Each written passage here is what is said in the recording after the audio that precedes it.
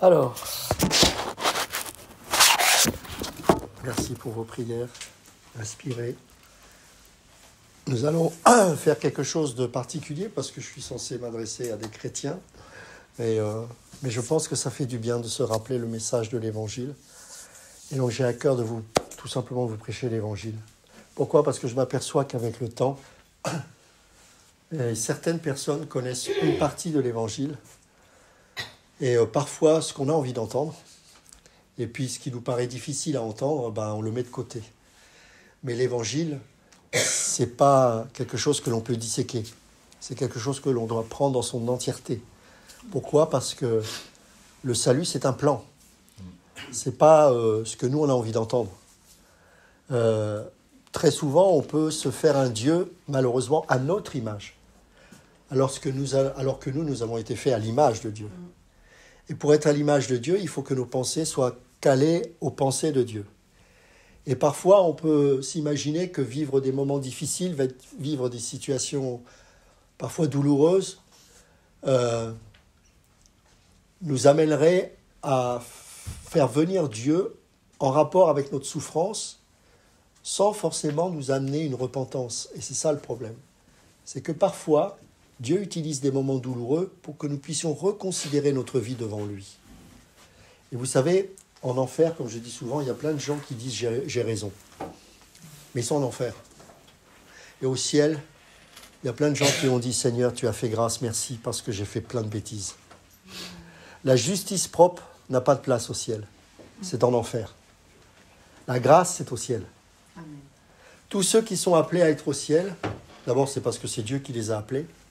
Et ceux qu'il a appelés, il les a justifiés, non pas parce qu'ils en étaient dignes et capables, mais parce que Dieu a décidé de faire grâce. Et ça dépasse l'entendement humain. Pourquoi ? Parce que l'homme a besoin de dire, tu vois, je viens tel un Caïn avec le fruit de mon travail. Regarde combien toutes ces années j'ai pu te servir. Regarde comment je suis un bon religieux. Regarde toutes ces belles choses que moi je peux t'apporter. Mais ces choses-là ne sont pas agréées de Dieu parce qu'elles viennent de la terre, de la poussière. Et tout ce qui est poussière retournera à la poussière, pas seulement nous, mais nos œuvres qui vont les suivre. Alors que Abel, qu'est-ce qu'il a fait ? Il a apporté l'agneau. Il a apporté une brebis, quelque chose qui ne vient pas de lui, mais qui est une grâce de Dieu, et qu'il retourne comme un acte d'adoration à son Dieu, qui lui a donné cet agneau.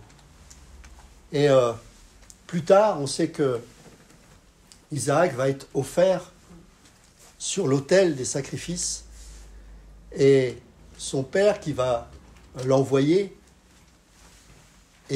s'attendait à ce que Dieu fasse un miracle. Et ce miracle a eu lieu parce que, alors qu'il était sur le point d'égorger son fils, tel un agneau, un ange va l'arrêter parce que ce n'était pas le cœur de Dieu. Et avant d'amener son fils au bûcher, quelque part, parce que c'est quelque part un bûcher, un autel évidemment, la question va être posée au papa, où est l'agneau ? Mais quelques milliers d'années plus tard, Jean le Baptiste dira, voici l'agneau de Dieu, celui qui ôte les péchés du monde. Ce n'était pas à Isaac de remplir cette mission et cette tâche et ce rôle. Ce n'est pas lui qui devait mourir.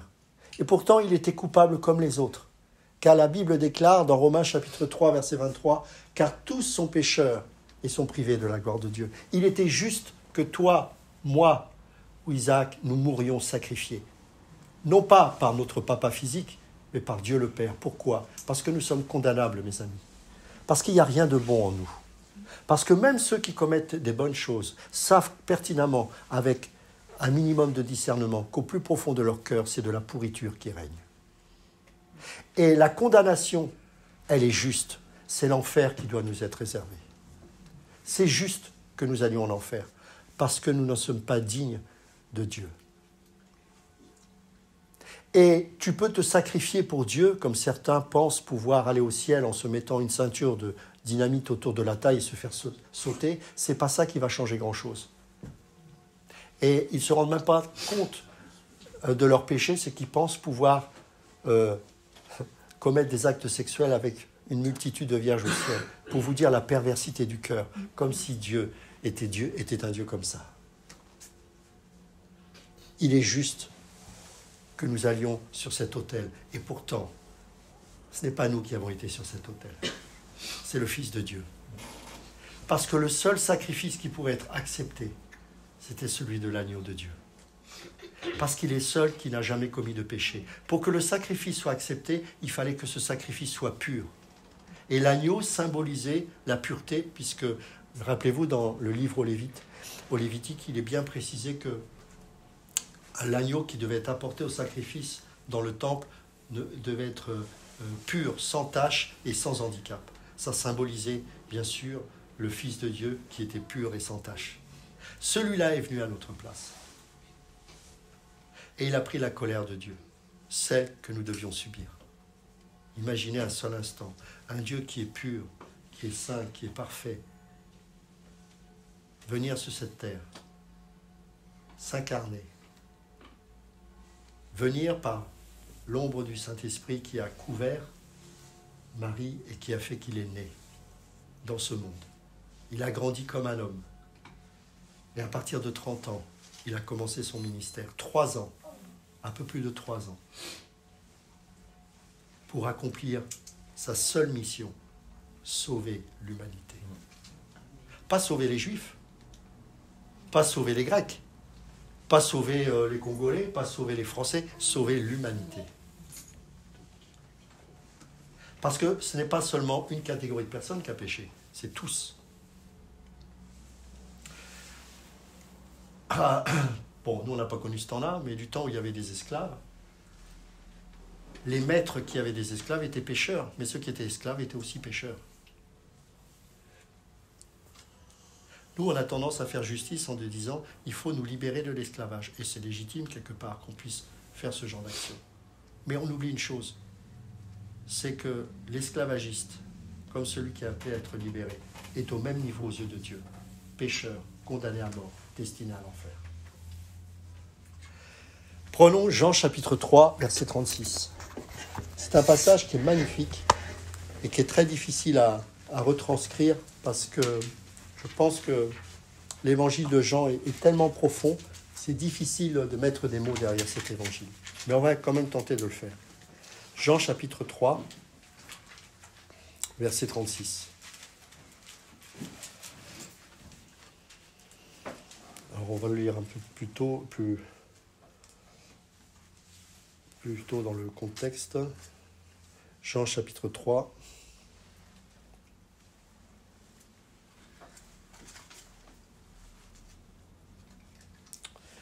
On va prendre verset 26. Il va retrouver Jean et lui dit « Rabbi, celui qui était assis avec toi au-delà du Jourdain et à qui tu as rendu témoignage, voici, il baptise et tous vont à lui. » Jean répondit « Un homme ne peut recevoir que ce qui lui a été donné du ciel. Vous-même m'êtes témoin que j'ai dit. Je ne suis pas le Christ, mais j'étais envoyé devant lui. Celui à qui appartient l'épouse, c'est l'époux. Mais l'ami de l'époux qui se tient là et qui l'entend éprouve une grande joie. À cause de la voix de l'époux aussi, cette joie qui est la mienne est parfaite. Il faut qu'il croisse et que je diminue. Celui qui vient d'en haut est au-dessus de tous. Celui qui est de la terre est de la terre. Et il parle comme étant de la terre. Celui qui vient du ciel est au-dessus de tous. Il rend témoignage de ce qu'il a vu et entendu. Et personne ne reçoit son témoignage. Celui qui a reçu son témoignage a certifié que Dieu est vrai. Car celui que Dieu a envoyé dit les paroles de Dieu parce que Dieu ne lui donne pas l'esprit avec mesure. Le Père aime le Fils et il a remis toutes choses entre ses mains. Celui qui croit au Fils a la vie éternelle. Celui qui ne croit pas au Fils ne verra point la vie, mais la colère de Dieu demeure sur lui. Romains chapitre 1, verset 18. La colère de Dieu se révèle du ciel contre toute impiété et toute injustice des hommes qui retiennent injustement la vérité captive. Car ce qu'on peut connaître de Dieu est manifeste pour eux. Je pensais que Dieu n'existait pas. Comment voulez-vous que je le sache? Tu le sais parce que ta conscience t'accuse, que tu le veuilles ou pas. Tu sais que Dieu existe. Ça me rappelle quelqu'un de ma famille et je partageais sa souffrance, qui avait vu sa fille, qui était ma cousine, qui était partie à l'âge de 19 ans, et d'une leucémie, et il disait, mais moi je ne crois pas en Dieu, ton Dieu je le déteste. Je dis, mais déjà tu crois en Dieu puisque tu arrives à le détester. C'est le cœur qui parle. Il parle plus que la raison. La raison, parfois, c'est folie. Parce que quand la raison est organisée de manière à ce qu'elle s'oppose à Dieu, elle devient folle. Elle dit des choses, et elle manifeste le contraire. Ton Dieu, ça peut être aussi le tien. La colère de Dieu se révèle du ciel contre toute impiété et toute injustice des hommes qui retiennent injustement la vérité captive. Car ce qu'on peut connaître de Dieu est manifeste pour eux, Dieu le leur ayant fait connaître. En effet, de quelle manière ? De quelle manière ? Puisque certains vont dire, moi je ne connais pas la Bible, moi je n'ai pas lu ceci. Les perfections invisibles de Dieu. Les perfections invisibles de Dieu. Tout ce qui t'entoure, mon ami. Ce n'est pas le fruit d'un homme. C'est le fruit d'une sagesse qui nous dépasse tous. Contemple les mers, les océans, contemple les montagnes, contemple les oiseaux qui ont été créés pour louer Dieu. Que tu le veuilles ou pas, même lorsque les bombes sont là, les oiseaux continueront de chanter à la gloire de Dieu. Tu peux passer ton temps à haïr ton voisin, tu peux passer ton temps à faire la guerre. Les oiseaux, eux, continueront à louer Dieu pour te montrer qu'il existe, malgré l'horreur de ton cœur. Les perfections invisibles de Dieu, sa puissance éternelle et sa divinité se voient comme à l'œil depuis la création du monde quand on les considère dans ses ouvrages. Et regardez bien le constat que fait Paul dans l'Épître aux Romains. Ils sont donc inexcusables. Puisqu'ayant connu Dieu, ils ne l'ont point glorifié comme Dieu et ne lui ont point rendu grâce. Mais ils se sont égarés dans leurs pensées et leur cœur sans intelligence a été plongé dans les ténèbres. Se vantant d'être sages, ils sont devenus fous. Regardez notre pauvre pays de France qui a rejeté Dieu, dans quel état il se trouve. Regardez comment Dieu confond ces hommes qui pensaient, malgré leur intelligence, tous majors de l'ENA, incapables de gérer avec un minimum de bon sens et d'honnêteté un pays aussi simple à gérer. Dieu est en train de les juger. Parce que ces gens sont devenus fous. Et Dieu les livre en spectacle. Et nous sommes la risée du monde. Pourquoi ? Parce que nous avons rejeté Dieu. Parce que nous nous sommes moqués de Dieu. Parce que nous avons cru, en maltraitant des pays pendant des siècles, que nous pouvions continuer à vivre aux dépens des autres et à exploiter la pauvreté d'autrui. Et aujourd'hui, il faut payer l'addition. Qu'as-tu fait des richesses que je t'ai données ? Tu aurais pu bénir d'autres peuples. Tu aurais pu être, comme elle s'est crue pendant un temps, la fille aînée de l'Église. Mais de quelle Église on parle ? Je ne pense pas que ce soit celle de Dieu. Tout comme le discours qu'on a fait à l'Église Notre-Dame, voué à la franc-maçonnerie. Chaque mot a été utilisé. Chaque pensée, chaque phrase est une phrase tirée de la franc-maçonnerie. Reprenez le discours, c'est effrayant. On ne se moque pas de Dieu, mes amis. Et plus ils vont continuer comme ça, plus ils seront sous le jugement de Dieu, comme Rome a été à un moment donné sous le jugement. En 476 après Jésus-Christ, Rome a été détruite par les barbares. Parce que Rome s'est vantée d'être la sagesse du monde. Ils ont été jugés. Rome a été jugée pour tous les massacres des chrétiens qu'ils ont commis. Les arènes, à la fin, étaient majoritairement remplies de chrétiens. Le peuple n'allait plus dans les arènes tellement ils avaient le dégoût de voir tous ces gens massacrés. Oui, c'est vrai, on peut se dire, mais où est Dieu au travers de ce massacre ? Il n'a jamais été aussi présent.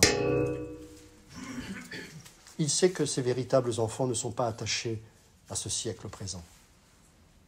Mais que tous ces sacrifices ont été des sacrifices de louange et d'adoration pour le Dieu. Et un jour, et c'est ce qui s'est produit, ces barbares qui auront fait ces crimes auront des comptes à rendre devant Dieu. Et même si parfois l'injuste meurt de son vieil âge, même si parfois le méchant, meurt de son vieil âge, un jour, devant Dieu, il devra comparaître devant le tribunal, devant le grand jugement, le grand trône blanc. Et il devra répondre de ses actes. Et toute sa vie lui sera dévoilée. Et là, il n'y aura pas d'avocat, il n'y aura personne. Parce que l'avocat, c'est le Christ qui est aux côtés de ceux qui ont été rachetés par la grâce. Ceux-là ont été justifiés, pardonnés. Ils ne seront plus sous la colère de Dieu. Ils ne seront plus sous le jugement. Mais tous ceux qui auront rejeté le Christ, il n'y aura pas de purgatoire. Ne vous faites pas d'illusions, ça n'existe pas. Ce n'est pas dans la Bible, le purgatoire. Il n'y a pas de tasse. Après la mort vient le jugement, dit la parole. Tu meurs, c'est fini. C'est trop tard. C'est trop tard. Nous sommes inexcusables. Et regardez, se vantant d'être sages, combien ça nous parle aujourd'hui. Ils sont devenus fous. Ils ont changé la gloire du Dieu incorruptible en image représentant l'homme corruptible, des oiseaux, des quadrupèdes et des reptiles. C'est pourquoi Dieu les a livrés à l'impureté. L'impureté qui règne dans ce pays de France. Ce spectacle immonde qu'on met aux yeux de nos enfants. Regardez ce qu'on enseigne dans l'école de nos enfants aujourd'hui. Selon les convoitises de leur cœur, en sorte qu'ils déshonorent eux-mêmes leur propre corps, comme c'est d'actualité. Eux qui ont changé la vérité de Dieu en mensonge et qui ont adoré et servi la créature au lieu du Créateur qui est béni éternellement. Amen. Et la conséquence, vous l'avez au verset 26. C'est pourquoi Dieu les a livrés à des passions infâmes. Car leurs femmes ont changé l'usage naturel en celui qui est contre nature. Et de même les hommes, abandonnant l'usage naturel de la femme, se sont enflammés dans leurs désirs les uns pour les autres, commettant homme avec homme des choses infâmes, et recevant en eux-mêmes le salaire que méritait leur égarement. Comme ils ne se sont pas souciés de connaître Dieu, Dieu les a livrés à leur sens réprouvé pour commettre des choses indignes. Étant remplis de toute espèce d'injustice, de méchanceté, de cupidité, de malice, pleins d'envie, de meurtre, de querelles, de ruse, de malignité, rapporteurs, médisants, impies, arrogants, hautains, fanfarons, ingénieux au mal, rebelles à leurs parents, dépourvus d'intelligence, de loyauté, d'affection naturelle, de miséricorde, et bien qu'ils connaissent le jugement de Dieu, déclarant dignes de mort ceux qui commettent de telles choses, non seulement ils les font, mais ils approuvent ceux qui les font. Que dire à l'époque où Paul a écrit ça, dans les années 60 après Jésus-Christ. Comme c'est tellement d'actualité aujourd'hui. Romains chapitre 3, à partir du verset 9. Quoi donc? Sommes-nous plus excellents? Nullement, car nous avons déjà prouvé que tous, juifs et grecs, sont sous l'emprise du péché, selon qu'il est écrit. Il n'y a point de juste, pas même un seul, nul n'est intelligent, nul ne cherche Dieu, tous sont égarés, tous sont pervertis, il n'en est aucun qui fasse le bien, pas même un seul. Leur gosier est un sépulcre ouvert, ils se servent de leur langue pour tromper, ils ont sous leurs lèvres un venin d'aspi, leur bouche est pleine de malédiction et d'amertume, ils ont les pieds légers pour répandre le sang, la destruction et le malheur sont sur leur route, ils ne connaissent pas le chemin de la paix, la crainte de Dieu n'est pas devant leurs yeux. Or, nous savons que tout ce que dit la loi, elle le dit à ceux qui sont sous la loi, afin que toute bouche soit fermée et que tout le monde soit reconnu coupable devant Dieu. Tout le monde. Pas seulement les gens qu'on dénonce, c'est qu'il y ait toujours l'autre. C'est toujours l'autre, c'est jamais nous. N'oubliez jamais une chose. Les rois et les présidents qui sont nommés dans la souveraineté de Dieu sont à l'image de ce que nous sommes. Car je peux vous assurer que nous aurions le même pouvoir qu'eux, nous ferions peut-être des choses pires qu'eux. Ça change tout, hein. Parce que, tout simplement, nous avons dit, donne-nous un roi à la mesure de notre cœur. Il a été élu, cet homme. Il a été élu. Les gens ont voté. Voilà l'homme qui représente l'état de notre cœur. Ce n'est pas lui qu'il faut blâmer. C'est nous qui devons nous repentir. Ce n'est pas la faute des autres. Car nous sommes tous pécheurs, mes amis. Et quand je fais un minimum d'introspection en ce qui concerne ma vie, je sais qu'il y a des choses qui ne sont pas pures devant Dieu. Je sais que je mens. Je sais que parfois je triche. Je sais que parfois je regarde mal ma femme ou mon mari ou mon enfant. Il y a toujours quelque chose qui pourra m'accuser. Parce que le cœur est mauvais. Et il n'est pas mauvais seulement parce qu'il fait des choses mauvaises. mais parce qu'il a hérité de nature du mal d'Adam à cause du péché. C'est quelque chose dont il ne pourra se séparer. Et ce n'est pas la religion qui va changer ça. Ce n'est pas en mettant une toge ou une kippa ou je ne sais quoi qui va faire que ta nature va changer. Un léopard, comme dit la Bible, ne change pas ses taches. Elle ne peut pas les ôter. Pourquoi ? Parce que c'est dans ta nature. Tu es né, tu as été conçu dans le péché. Tu as hérité du péché d'Adam et tu pèches dans ta vie. C'est raté.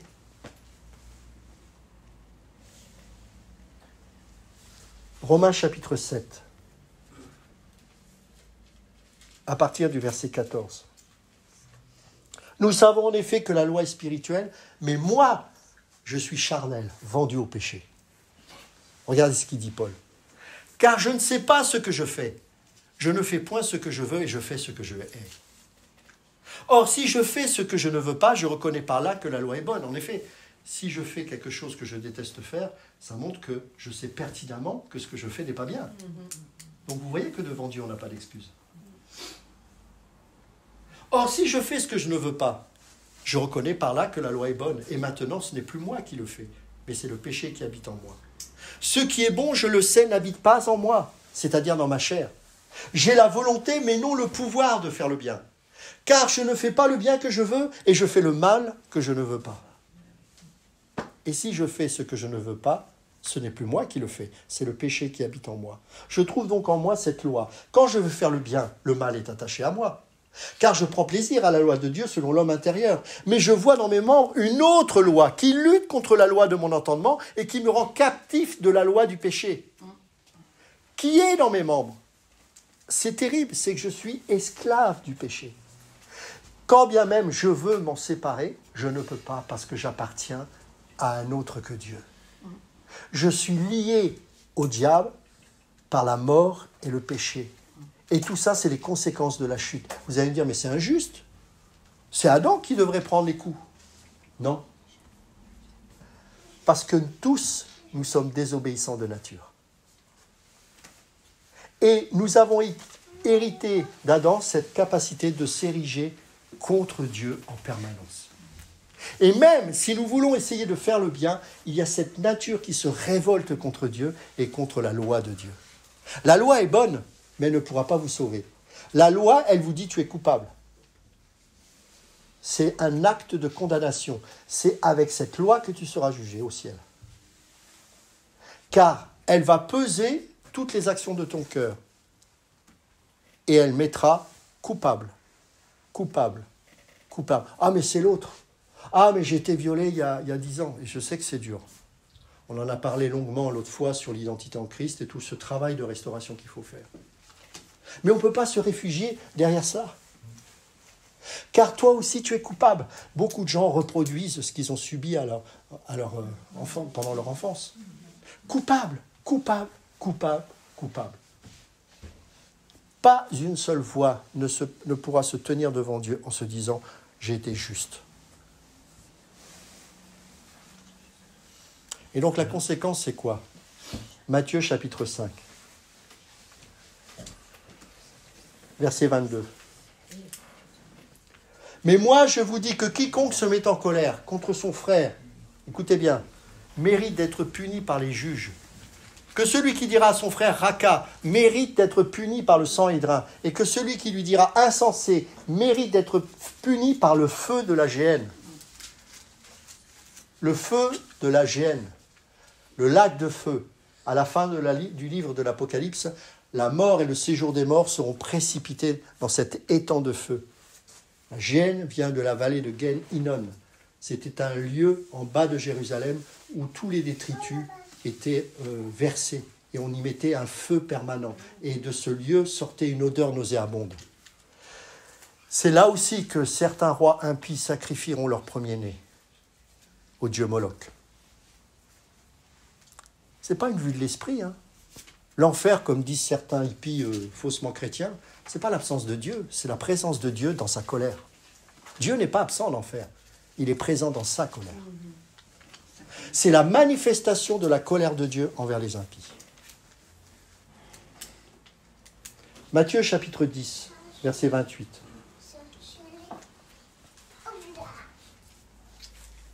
Matthieu chapitre 10, verset 28. Ne craignez pas ceux qui tuent le corps et qui ne peuvent tuer l'âme. Craignez plutôt celui qui peut faire périr l'âme et le corps dans la géhenne. C'est celui-là que nous devons craindre. Matthieu chapitre 23, verset 33.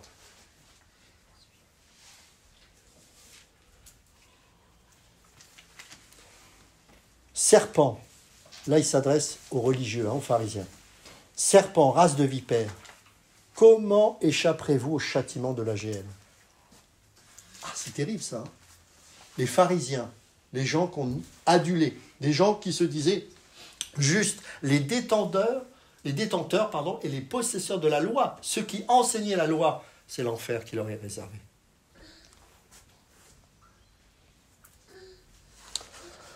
Alors, pourquoi je vous dis tout ça? Pour qu'une bonne nouvelle soit, parce que la signification du mot évangile, évangélion en grec, c'est bonne nouvelle. Mais une bonne nouvelle de quoi? Si je vous annonce un évangile où venez et vous serez riche et vous serez heureux, vous voulez être riche, travaillez. Pas besoin de Dieu. Là, tous les riches de la terre ne sont pas croyants, la plupart. Je n'en connais pas. Je parle des très très riches. D'ailleurs, ils sont souvent mandatés pour faire le mal. Non, la bonne nouvelle, mes amis, c'est qu'il y a une réponse à cette situation dramatique dans laquelle nous sommes. Puisqu'on sait que nous sommes tous pécheurs, que pas un ne peut échapper à la colère de Dieu. Comme on sait que quand bien même on veut essayer de faire le bien, on n'y parvient pas. Alors, fort de ce constat, le Saint-Esprit nous interpelle et nous dit, il y a une solution. Mais la solution, elle n'est pas en toi-même. La solution, elle n'est pas en étant catholique ou protestant ou je ne sais quoi. La solution, elle est en moi. Et c'est pour ça que Jésus est venu. Et il faut un jugement face au péché. Parce que Dieu est juste. Il faut un jugement. Il faut que nous soyons jugés. Et pas dans 1000 ans. Maintenant, il faut qu'il y ait un acte de condamnation établi et donc de jugement. Peine de mort. Genèse 6, la peine de mort est une institution terrestre. Il est juste que celui qui a versé le sang périsse par le sang. C'est des principes divins. Donc il faut le sang face à un péché. Tu mérites la mort. Mais pas seulement la mort physique. L'enfer. Et le sang qui t'anime étant impur, le sang que tu vas verser sur l'autel ne servira à rien. Mais la bonne nouvelle, c'est que Dieu va se faire homme. Il y a 2000 ans de cela, il s'est fait homme. Il a marché parmi les hommes. Et pendant 3 ans, il a accompli un ministère incroyable. Il a été l'agneau de Dieu qui ôte le péché du monde. Il devait s'offrir en sacrifice pour nous. Et comme il était 100% homme et 100% Dieu, et qu'il avait en cela la vertu, la force et la capacité d'être un homme pur qui n'avait jamais commis de péché, alors il pouvait lui dire « Voici mon Dieu, je m'offre en sacrifice sur l'autel. Je vais verser mon sang parce que le sang de Jésus est le sang, seul le sang de Jésus est pur et parfait. » Alors lorsque Dieu le Père a vu le sang de l'agneau, la colère de Dieu a été apaisée.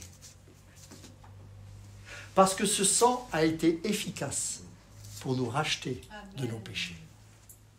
Car le sang qui a été versé est le seul sang de toute l'humanité qui était pur et sans tache. Ce n'est pas le sang d'un homme comme les autres. C'était celui du Fils de Dieu. 100% homme, 100% Dieu. Mais c'est en tant qu'homme qu'il s'est sacrifié pour ton salut.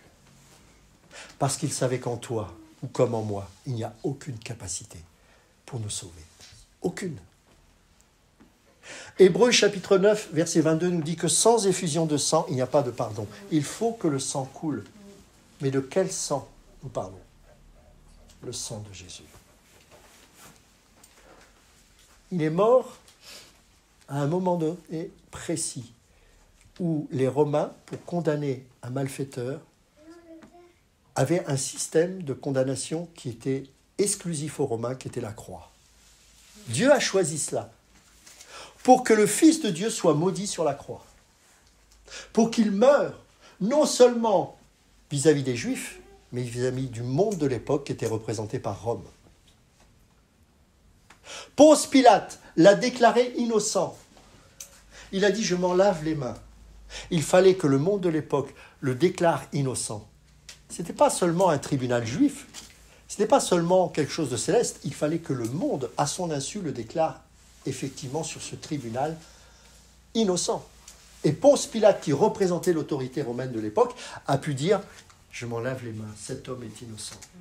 Faites-en ce que vous avez à faire, mais moi, je m'en lave les mains. » Avant cela, il avait présenté un Jésus homme. Vous vous rendez compte de la précision de Dieu? Qu'est-ce qu'il a dit devant tous les Juifs qui étaient devant ce parterre? Il a dit « Ecce homo », voici l'homme. Hérode, qui l'a reçu pendant un temps, pensant se moquer de lui, lui donne son manteau royal et le met sur ses épaules. Transfert de royauté. Il ne s'en rendait même pas compte. C'est-à-dire que la fausse autorité d'Hérode, c'est pour ça que Jésus ne lui a jamais répondu, parce qu'il ne reconnaissait pas en Hérode un roi. Eh bien, il lui a transmis son manteau royal. Les Romains eux-mêmes l'ont fait en se moquant de lui, avec le manteau, avec la couronne d'épines et le sceptre de roseau. Et ils se sont prosternés, certes, en se moquant de lui, mais ils l'ont déclaré roi. Il a été crucifié. Et dans les 3 langues qu'on parlait à l'époque, il a été déclaré Jésus, roi des Juifs. Les pharisiens s'étaient révoltés contre ça. Retire cette écriture. Ce que j'ai écrit, je l'ai écrit. Ce qui est écrit, pardon, est écrit. Il a été déclaré roi des Juifs par des gens qui l'ont rejeté. Dieu est souverain et il fait ce qu'il veut. L'acte légal a été certifié et validé par le monde physique de l'époque. Dans le lieu très saint, seul une fois par an, le souverain sacrificateur pouvait apporter le sang des sacrifices. Et entre le lieu saint et le lieu très saint, il y avait un voile de plus d'1 mètre d'épaisseur. Humainement, c'était quasiment impossible de le déchirer. Mais quand Jésus est mort à la croix, non seulement ce voile a été déchiré, mais il a été déchiré de haut en bas, et non pas de bas en haut, montrant que c'est Dieu qui l'a déchiré. Et l'Épître aux Hébreux nous dit « Entrez avec assurance devant le trône de la grâce ». On ne pouvait pas rentrer dans ce lieu très saint. Seul le souverain sacrificateur y rentrait. Il avait des clochettes au bas de sa robe, parce que de l'extérieur, on devait entendre s'il était encore en vie, car au moindre péché, il mourait sur place. Et comme on n'avait pas la possibilité de rentrer pour récupérer le corps s'il mourait, il fallait qu'il soit rattaché à l'extérieur avec une corde. Et quand on n'entendait plus les cloches, ça voulait dire qu'il était mort, et à ce moment-là, on tirait sur la corde pour amener le cadavre. À ce jour, je pense que dans la Bible, en tout cas, il n'est pas mentionné un seul souverain sacrificateur qui soit mort. Mais c'est pour vous dire l'exigence de la sainteté de Dieu. Et quand Jésus est mort, ce voile a été déchiré, alors que personne ne pouvait y entrer. Dieu nous dit maintenant, entrez avec assurance. Pourquoi? Parce que j'ai déchiré ce voile. J'ai ouvert la porte des cieux. Pas besoin de venir avec les fruits de ton jardin, comme Caïn. Tu n'as pas besoin de ça. Viens avec assurance. Pourquoi? Parce que tu ne viens pas avec tes œuvres, mais tu viens à Dieu par la foi. Parce que le sang de l'agneau a été efficace et il a fait taire tous les sacrifices. Rappelez-vous la prophétie de Genèse chapitre 3 verset 15.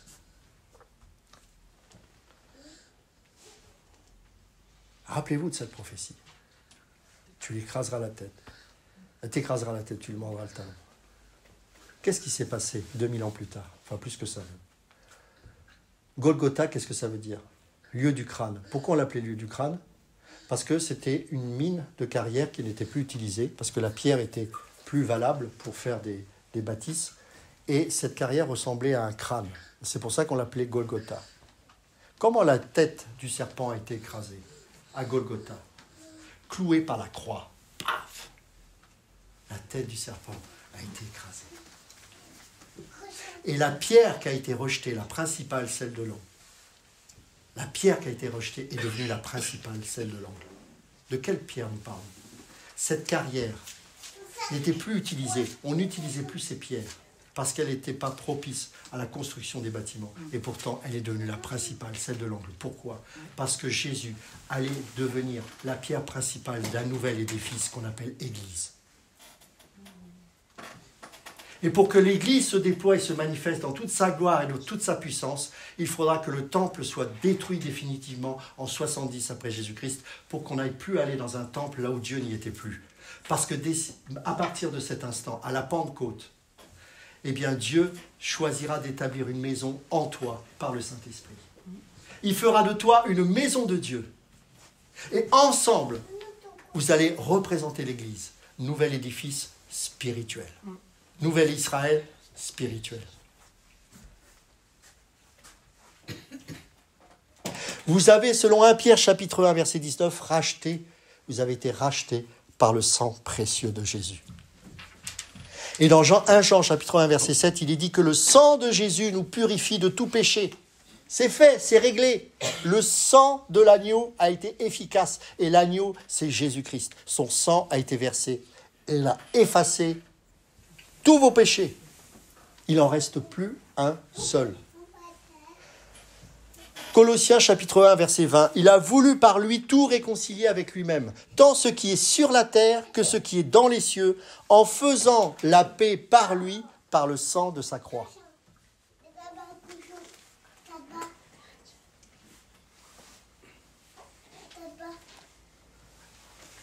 La bonne nouvelle, elle est là.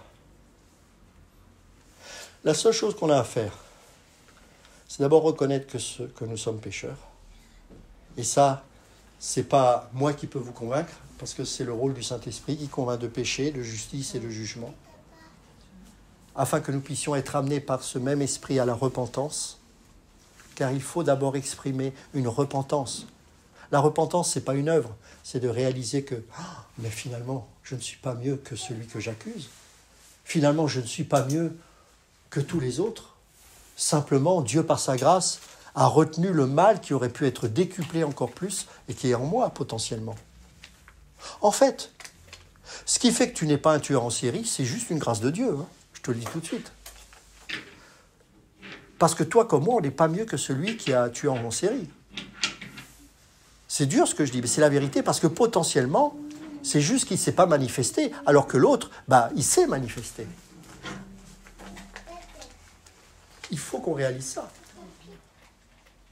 Et c'est pour ça que la colère de Dieu, elle est juste et légitime. Et donc ça produit la repentance parce qu'on réalise que dit Seigneur, c'est vrai que je suis ça. C'est vrai que je suis cet homme-là, incapable de faire le bien et tellement hypocrite en essayant de jouer à la bonne personne, alors que je sais que dans ma vie de tous les jours, je lutte avec mes péchés personnels. Je ne l'avoue pas aux autres parce que je veux garder la face. Mais je sais que devant toi, je ne peux pas garder la face.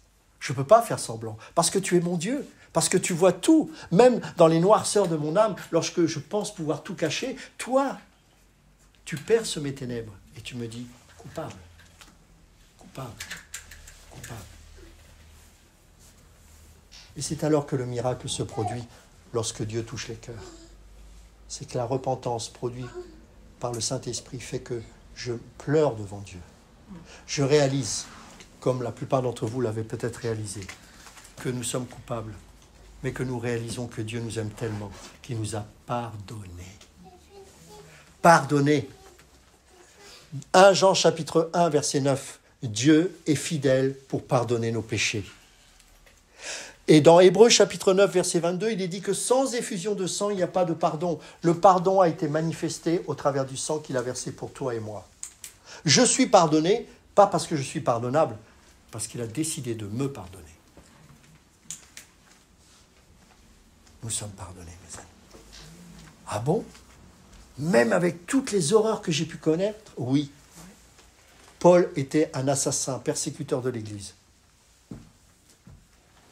Sauvé par sa grâce. Sauvé par la grâce de Jésus. Peut-être que moi j'ai connu quelqu'un qui est aujourd'hui pasteur, qui a braqué une banque, qui est parti.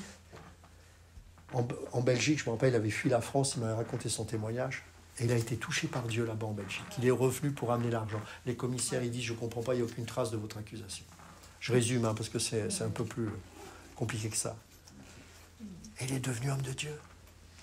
Un autre qui a failli venir à l'inauguration de l'Assemblée, qui est un pasteur aujourd'hui qui a une belle œuvre en fait. Il était chef de gang dans la cité des Cascades à Ivry. Dieu l'a visité dans sa pièce, devant tout le shit qu'il était en train de dealer. Il était vraiment un chef de gang. Il avait les armes. Vous le connaissez. C'est quelqu'un, je peux vous dire, qui a un charisme incroyable. Dieu l'a visité. Dieu l'a visité. Il a réalisé qu'il avait besoin de Dieu. Il était un pécheur. Mais l'amour de Dieu est venu le frapper. Ça n'a plus été le même homme. Rappelez-vous, les Barmas, pour ceux qui ont connu les anciens, à l'église de la Porte Dorée. Un des frères des amis qui étaient gitans, il disait, c'était un pasteur d'une grande église à Nation. Il disait, j'étais un voleur, il dit, maintenant je vole des âmes à Satan. Touché par la grâce. C'était un grand bandit. Et il a prêché l'évangile. Voilà ce que peut faire Dieu dans la vie d'un homme. Rien n'est impossible à celui qui croit. Rien. Rien. Et je sais de quoi je parle. Dieu nous a pardonné. Et l'expression de son pardon, c'est l'effusion de son sang. Du sang de son Fils Jésus. Alors, vous allez me dire, c'est bien joli tout ça. Mais concrètement, moi, qu'est-ce que je dois faire? Déjà, il y a un mot qu'il faut enlever, c'est faire. Il n'y a rien à faire, il faut croire. Amen. Juste croire. Acte 10, verset 43. Quiconque croit reçoit le pardon des péchés. Si tu crois en ce qui est dit, ce n'est pas ma parole, je cite, c'est des Écritures. Si tu crois en ce que le Seigneur dit dans ses Écritures, tu es au bénéfice de ce que tu crois. Tu es pardonné. Tu es sauvé, tu es racheté, tu es purifié, tu es sanctifié, tu as été mis à part. Habakkuk, chapitre 2, verset 4. Ce verset qui est cité à nouveau avec Paul dans l'Épître aux Romains et qui a touché Martin Luther, qui est le juste vivra par la foi.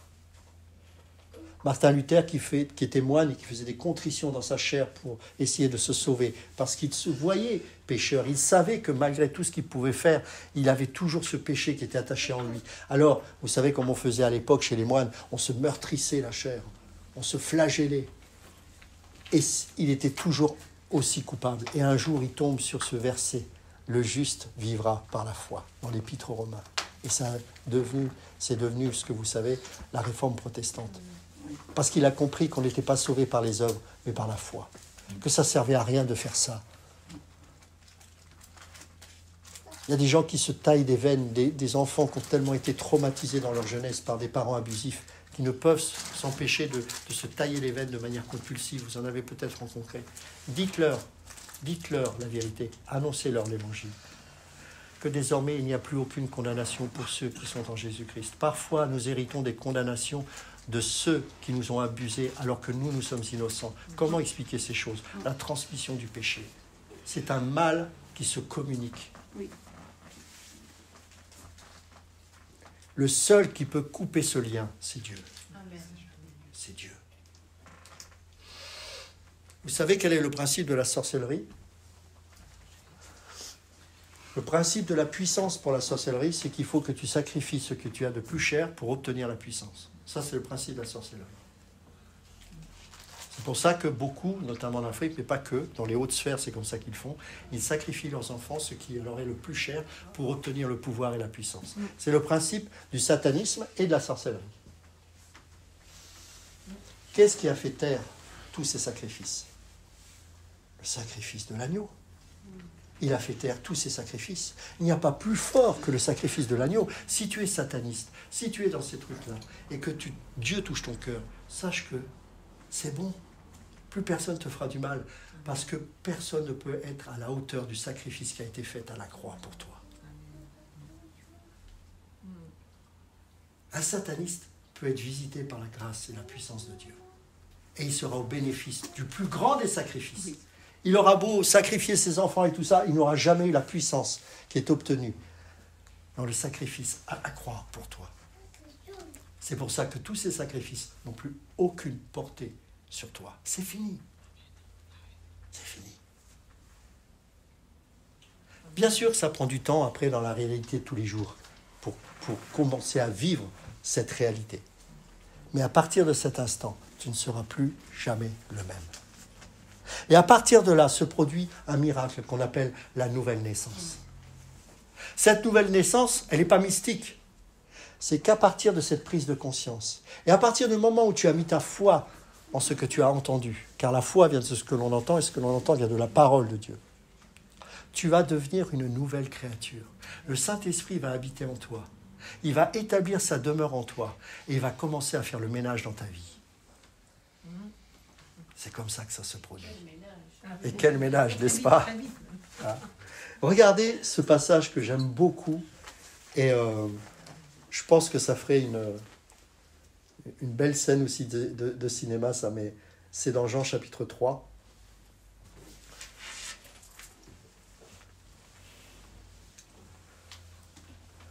À partir du verset 1. Mais il y eut un homme d'entre les pharisiens nommé Nicodème, un chef des Juifs qui vint, lui, auprès de Jésus de nuit et lui dit, « Rabbi, nous savons que tu es un docteur venu de Dieu, car personne ne peut faire ces miracles que tu fais si Dieu n'est avec lui. » Donc c'est bien, ok, il y va peut-être en catimini comme ça, la nuit, parce que bon, ses copains pharisiens, s'il le voit en train de s'approcher de Jésus, ça va peut-être compliquer pour lui, parce que Nicodème, il siégeait au Sanhédrin, il avait une responsabilité, il avait une forme de reconnaissance. Souvent, on se moque de lui parce que voilà, il y va la nuit. Moi, je trouve qu'il faut déjà une forme de courage, parce que ce n'est pas simple de mettre de côté une forme de reconnaissance, une forme de légitimité humaine, parce qu'on est, je sais pas moi, c'est comme si aujourd'hui on avait un cardinal qui venait dans cette pièce-là et puis qui voudrait entendre la parole. C'est pas facile, parce que c'est des gens qui ont des positions élevées. Nicodème avait une position très élevée, il était reconnu dans la société de l'époque. Il avait un statut, il avait une légitimité. Mais comme Dieu avait commencé à semer quelque chose dans son cœur, il ne put s'empêcher d'aller vers lui. Jésus lui répondit. Lui, il ne perd pas de temps avec ça. Il ne fait pas, comme on dit, des salam-alek. Hein. En vérité, je te le dis. Si un homme ne naît de nouveau, il ne peut voir le royaume de Dieu. Paf! Direct. Ah. Vous savez, les Juifs ont l'habitude de dialoguer comme ça, de faire des palabres pendant des heures, essayer de philosopher. Jésus, il n'a pas de temps à perdre. Il a 3 ans de ministère, il a une mission à accomplir.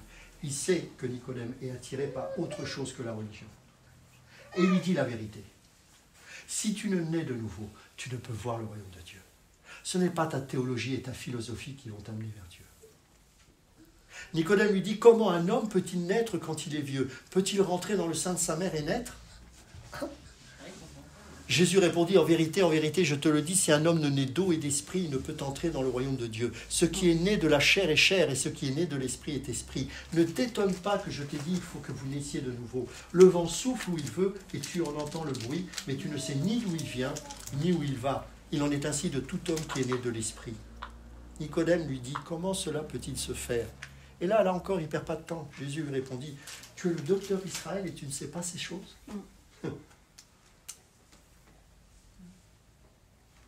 Avec toute sa philosophie, il pensait qu'il fallait à nouveau rentrer dans le ventre de sa mère et ressortir. En vérité, je te le dis, nous disons ce que nous savons et nous rendons témoignage de ce que nous avons vu, et vous ne recevez pas notre témoignage. Si vous ne croyez pas quand je vous ai parlé des choses terrestres, comment croirez-vous quand je vous parlerai des choses célestes? Personne n'est monté au ciel, si ce n'est celui qui est descendu du ciel, le Fils de l'homme qui est dans le ciel. Et comme Moïse éleva le serpent dans le désert, il faut de même que le Fils de l'homme soit élevé, afin que quiconque croit en lui ait la vie éternelle. Car Dieu a tant aimé le monde qu'il a donné son Fils unique, afin que quiconque croit en lui ne périsse point, mais qu'il ait la vie éternelle. Dieu, en effet, n'a pas envoyé son Fils dans le monde pour qu'il juge le monde, mais pour que le monde soit sauvé par lui. Celui qui croit en lui n'est point jugé, mais celui qui ne croit pas est déjà jugé, parce qu'il n'a pas cru au nom du Fils unique de Dieu.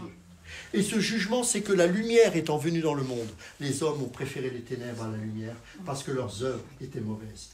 Car quiconque fait le mal est la lumière et ne vient point à la lumière, de peur que ses œuvres ne soient dévoilées. Mais celui qui agit selon la vérité vient à la lumière, afin que ses œuvres soient manifestées parce qu'elles sont faites à Dieu. Je pense que ça a bouleversé Nicodème, ce qu'il a entendu. Moi, je me souviens, j'ai entendu à plusieurs reprises l'Évangile. Je levais la main quand il y avait des appels au salut. C'est pour ça que je me garde d'en faire aujourd'hui. Je levais la main. Mais rien ne changeait en moi. Rien. J'avais compris le message. J'avais compris. Pendant 1 an et demi, j'ai lu la Bible. Par contre, je n'ai rien compris. Je l'ai lu pendant 1 an et demi. Je comprenais intellectuellement, mais il ne se passait rien parce que je n'avais pas l'esprit. J'entendais les prédicateurs tous les dimanches à 16h. À l'époque, les ADD faisaient ça, tous les messages d'évangélisation à 16h. On m'emmenait que là. Bon, alors j'allais là, et à chaque fois un appel, à chaque fois je levais la main. Et à chaque fois on me disait, t'es né de nouveau. C'était faux. Je repartais de là, je n'étais pas né de nouveau. Mais Dieu commençait à faire un travail dans mon cœur. Pourquoi ça s'est produit comme ça en ce qui me concerne? J'en sais rien.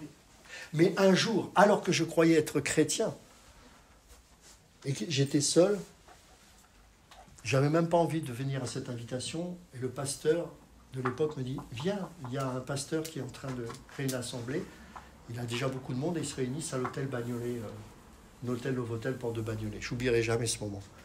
Il y avait la louange, j'y suis allé. Dès cet instant, Dieu m'a visité. La présence de Dieu est venue dans ma vie. Et j'ai senti comme une huile traverser mon corps et toutes les saletés de mon corps partir. Je suis reparti de cet endroit. Je peux vous dire que je savais que j'étais né de nouveau. Et là, à partir de cet instant, Dieu m'a donné la puissance pour me sanctifier. Parce que j'avais besoin du Saint-Esprit. Parce que tu ne peux naître de nouveau s'il n'y a pas le Saint-Esprit qui vient habiter en toi. Croire, c'est pas croire intellectuellement. Si tu crois en ce que je suis en train de dire, enfin, c'est pas moi encore une fois, c'est la parole de Dieu. C'est pas moi, c'est le Saint-Esprit qui est en train d'agir. Pour que tu puisses comprendre les réalités du royaume. Et qu'à partir de ce moment-là, tu n'as pas besoin d'être en transe, tu n'as pas besoin d'expérimenter quelque chose de mystique. Simplement le fait d'avoir cru et de repartir de là fait de toi une nouvelle personne qui va recevoir la capacité de vivre conformément à ton nouvelle identité. À partir de cet instant, parce que le Saint-Esprit est venu tabernacler en toi, eh bien tu vas avoir cette capacité. Oh, tu auras encore des chutes, il y aura encore des moments difficiles. Mais petit à petit, Dieu va t'amener sur le chemin de la perfection. Il va se produire un changement. La chenille va devenir papillon, mais ça va prendre du temps. Et quand ce sera le moment, il te prendra. Quand il aura eu le fruit en toi, eh bien à ce moment-là, tu le rejoindras. S'il ne revient pas avant, évidemment. C'est ça l'évangile. Romains chapitre 3, verset 28. Nous sommes justifiés par la foi sans les œuvres. Nous sommes justifiés par la foi sans les œuvres. Et pour terminer, je voudrais vous lire un passage qui se trouve dans Éphésiens chapitre 2, à partir du verset 8, qu'on connaît tous bien évidemment. Éphésiens chapitre 2, verset 8 à 10. C'est par la grâce que vous êtes sauvés, par le moyen de la foi. Et cela ne vient pas de vous, même la foi. Il y a des gens qui disent « Ah, mais parce que j'ai eu la foi. » Tu n'as rien eu du tout. C'est de la prétention. C'est Dieu qui donne la foi. Amen. Mais alors pourquoi lui, il l'a pas? T'occupe pas de ce que l'autre n'a pas. Remercie Dieu du fait qu'il te l'ait donné à toi. C'est par la grâce que vous êtes sauvés par le moyen de la foi. Et cela ne vient pas de vous. C'est le don de Dieu. Ce n'est point par les œuvres, afin que personne ne se glorifie. Et comme ça, on peut s'appeler désormais frères et sœurs. Il n'y en a pas un qui va être supérieur à l'autre parce qu'il a soi-disant un témoignage supérieur à l'autre. Non! Personne ne mérite d'être sauvé. Donc tous ceux qui sont sauvés, c'est une pure grâce. Donc il n'y a pas de rivalité entre nous. On est frères et sœurs. C'est aussi simple que ça. Car nous sommes son ouvrage, ayant été créés en Jésus-Christ pour de bonnes œuvres que Dieu a préparées d'avance afin que nous les pratiquions. Vous savez quoi? À partir de ce moment-là, il va se passer aussi une autre chose de magnifique. Vous allez commencer à produire des œuvres. Mais quand j'appelle œuvres, c'est des fruits. De la même manière qu'un pommier, lorsque c'est la saison, il va manifester des pommes, eh bien, vous allez commencer à manifester des fruits, mais pas de manière naturelle. C'est quelque chose qui va se produire en vous. Par exemple, peut-être que certains avaient, je ne sais pas, peuvent être colériques. Puis à un moment donné, il y a le fruit de l'esprit. L'amour, la paix, la bonté, la patience, la douceur. Toutes ces choses-là vont commencer à se manifester. Et là, vous allez dire, waouh, Dieu est en train de produire un changement. Ah, évidemment, ça ne va pas se faire comme ça. Il va y avoir des épreuves. Ne pensez pas qu'en venant à Jésus, ça y est, je vais être riche. Non, non, non. C'est souvent d'ailleurs le début des difficultés. Mais il va commencer à former sa vie en vous.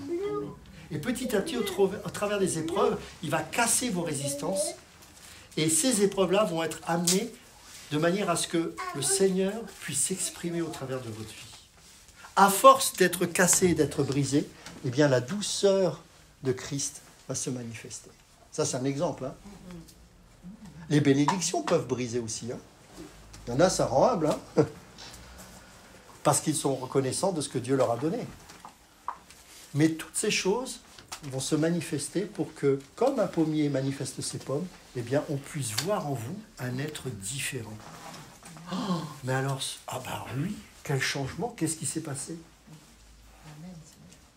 Et là, d'autres gens vont dire, mais tu peux me dire ce qui s'est passé? Et là, vous allez commencer à dire, ben voilà, c'est Dieu qui a produit ça en moi. Ah bon? Ah, ça m'intéresse, parce que dis donc, tu n'étais pas facile à vivre. Hein. Raconte-moi, ça m'intéresse ce qui s'est passé. Et là, vous commencez à exprimer ce que le Seigneur a fait dans votre vie. Et les gens vont dire, ça m'intéresse ce Dieu-là. Il y en a d'autres qui vont peut-être vous persécuter. Hein. Puis il y en a d'autres qui vont dire, tu pourrais m'en dire plus. Vous voyez? Et c'est comme ça que l'Église grandit. Des gens qui vont rentrer dans leur identité en Christ. Et puis à un moment donné, comme j'ai pu vivre à Didasco il y a quelques années, une personne va se lever en disant, je retourne dans mon pays d'Amérique du Sud, j'arrête de fuir l'appel que Dieu a mis sur ma vie. Et maintenant, je vais m'occuper des enfants. Et depuis, elle a un orphelinat en Amérique du Sud. C'est ça, la vie de Dieu. Elle a été femme de ménage, hein, elle n'a pas un bac plus 10. Mais l'appel de Dieu a tellement été fort dans sa vie qu'elle a pu s'empêcher de dire, c'est bon, maintenant je cède, j'y vais. Je me rappelle, hein, elle s'était levée d'un seul coup, elle dit, ça suffit. Les résistances étaient parties. À partir de cet instant, peut tout arriver. Tout peut, dans l'ordre c'est mieux, tout peut arriver. Tout. Parce que tu n'appartiens plus, ta vie ne t'appartient plus, mais à Dieu. Et je me rappelle, à partir de cet instant, j'ai commencé à servir Dieu, indépendamment de ma volonté même. C'était souvent les circonstances qui me poussaient à faire des choses que je n'avais même pas envie de faire. Et pendant toutes ces années, j'ai pu aller en Afrique, j'ai pu aller en Amérique du Sud, j'ai pu aller en Amérique du Nord. Je suis allé à Brasov juste après l'effondrement du mur, après la condamnation de Ceausescu. J'ai vu que dans les pays de l'Est, il y avait plein de chrétiens finalement qui vivaient dans des églises de maison et qui louaient Dieu. J'ai découvert un monde incroyable. Ma vie est devenue passionnante. Pourquoi? Parce que j'ai commencé à servir les autres. Il n'y a pas de plus grand bonheur que de donner sa vie pour les autres, je vous assure. Ce n'est pas une phrase, c'est une réalité. Quand on vit pour nous-mêmes, on est malheureux. On court avec des choses. Parfois on les obtient et quand on les obtient, on s'en lasse au bout de 10 minutes. Sinon finalement, tout ça pour ça. Parce que tu es fait pour être une bénédiction pour les autres. Tu as été créé pour ça. Mais avant cela, il faut te poser la question. Est-ce que je suis né de nouveau? Est-ce que tout ce que j'ai entendu là ce matin est une réalité dans ma vie? Si tel n'est pas le cas, c'est pas grave. C'est pas grave. Mais si aujourd'hui ça touche ton cœur, à toi de croire. À toi de croire. Ça, c'est l'affaire de Dieu. Amen. Amen. Je vous invite à prier avec moi. Seigneur, je te rends grâce vraiment. Seigneur, on peut se dire, oh là là, c'est encore un message d'évangélisation, mais à chaque fois, notre cœur se réjouit. Parce que ce message est tellement beau, Seigneur. Combien de fois nous avons pu l'entendre et combien de fois on peut se rappeler de ce que tu as fait le jour tu es venu nous sauver. Le jour où nous sommes nés de nouveau. Ce jour où nous avons peut-être été débarrassés de toutes ces mauvaises choses qui nous liaient, qui nous empêchaient de vivre pleinement la vie de Dieu. Et alors que je te prie ce matin, Seigneur, peut-être qu'il y a des personnes qui n'ont pas encore fait ce pas. Je te prie simplement pour que tu touches leur cœur. Parce que je sais qu'il n'y a pas de hasard. Il n'y a pas de hasard dans cette vie. Ce lieu n'a pas été là établi par un homme. C'est toi qui as permis ces choses. C'est toi que des hommes et des femmes se réunissent ici pour entendre ta parole. Ce n'est pas le hasard, Seigneur. Et je crois que tu veux donner un message à tes enfants. Seigneur, que cet évangile qui a été partagé par un homme avec plein de défauts, mais j'ose espérer que les cœurs animés par ton esprit sauront faire les tris de ce qui viendra de ma chair ou de l'Esprit de Dieu. Mais en tout cas, ce qui vient de toi, Seigneur, puisse pénétrer les cœurs. C'est ce que nous désirons, Seigneur. Que nous puissions repartir tous ici, sans exception, avec cette assurance que oui, tu étais là. Et je sais que je suis né de nouveau. Je sais que désormais, j'ai quelqu'un en qui je peux mettre toute ma confiance. Celui-là ne me trahira jamais. Celui-là ne me mentira jamais. Celui-là m'aimera toujours jusqu'au bout. Parce qu'il n'est pas un homme. Il est Dieu. Je voudrais juste vous lire un passage dans Romains 8. Quand j'étais à l'hôpital et que ma maman était sur le point de rejoindre le Seigneur, c'était les derniers versets que je lui avais partagés. Et c'est peut-être la seule personne qui est partie, qui a quitté cette terre, et j'étais dans la joie. Et elle-même était dans la joie. Et quand j'ai lu ce passage, c'était un moment très fort entre elle et moi. J'étais très très proche de ma mère. Et excusez-moi. Et en fait, c'est comme si le Seigneur voulait qu'elle l'accompagne avec ces versets-là. Et depuis ce jour, ces versets ont pris une autre signification pour ma vie. Et très souvent, je sais que les gens me taquinent un peu, parce qu'ils me connaissent bien maintenant, ils savent, je répète souvent ces versets-là. Ils ne savent pas que c'est lié à une histoire que j'ai eue avec ma mère, et qu'à partir de cet instant, ça ne m'a plus jamais quitté. Et je voudrais vous les donner comme un cadeau, parce que je sais qu'on en a besoin en ces temps difficiles. C'est dans Romains chapitre 8, verset 24. Car c'est en espérance que nous sommes sauvés. Or, l'espérance qu'on voit n'est plus espérance. Ce qu'on voit, peut-on l'espérer encore? Mais si nous espérons ce que nous ne voyons pas, nous l'attendons avec persévérance. De même aussi, l'Esprit nous aide dans notre faiblesse, car nous ne savons pas ce qu'il nous convient de demander dans nos prières. Mais l'Esprit lui-même intercède par des soupirs inexprimables. Et celui qui sonde les cœurs connaît quelle est la pensée de l'Esprit, parce que c'est selon Dieu qu'il intercède en faveur des saints. Nous savons du reste que toute chose concourt au bien de ceux qui aiment Dieu, de ceux qui sont appelés selon son dessein.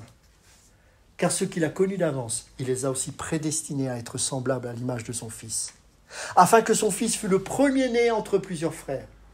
Et ceux qu'il a prédestinés, il les a aussi appelés. Et ceux qu'il a appelés, il les a aussi justifiés. Et ceux qu'il a justifiés, il les a aussi glorifiés. Que dirons-nous donc à l'égard de ces choses? Si Dieu est pour nous, qui sera contre nous? Lui qui n'a point épargné son propre Fils, mais qui l'a livré pour nous tous, comment ne nous donnera-t-il pas aussi toutes choses avec lui? Qui accusera les élus de Dieu? C'est Dieu qui justifie. Qui les condamnera? Christ est mort, bien plus, il est ressuscité. Il est à la droite de Dieu et il intercède pour nous. Qui nous séparera de l'amour de Christ? Sera-ce la tribulation, ou l'angoisse, ou la persécution, ou la faim, ou la nudité, ou le péril, ou l'épée? Selon qu'il est écrit, c'est à cause de toi qu'on nous met à mort tout le jour, qu'on nous regarde comme des brebis destinées à la boucherie. Mais dans toutes ces choses, nous sommes plus que vainqueurs par celui qui nous a aimés. Car j'ai l'assurance que ni la mort, ni la vie, ni les anges, ni les dominations, ni les choses présentes, ni les choses à venir, ni les puissances, ni la hauteur, ni la profondeur, ni aucune autre créature ne pourra nous séparer de l'amour de Dieu manifesté en Jésus-Christ, notre Seigneur. C'est le cadeau que je veux vous donner ce matin. C'est ce passage-là qui nous donne cette assurance de notre salut. Oui. Désormais, nous n'avons plus rien à craindre. La mort, pour nous, est une nouvelle vie. C'est quelque chose que nous désirons, parce que c'est le moment où nous allons rejoindre le Sauveur de notre âme. Nous n'avons pas à avoir peur de ce qui se passe dans ce monde, parce que désormais, tout est inscrit dans le livre de vie. Nous savons que la parole de Dieu déclare ces choses depuis bien longtemps. Et la parole de Dieu déclare que vous n'aurez rien à craindre, car désormais vous êtes ses enfants. Amen. Amen. Amen. Que Dieu vous bénisse. Jésus, sois le centre, sois ma lumière, sois ma source.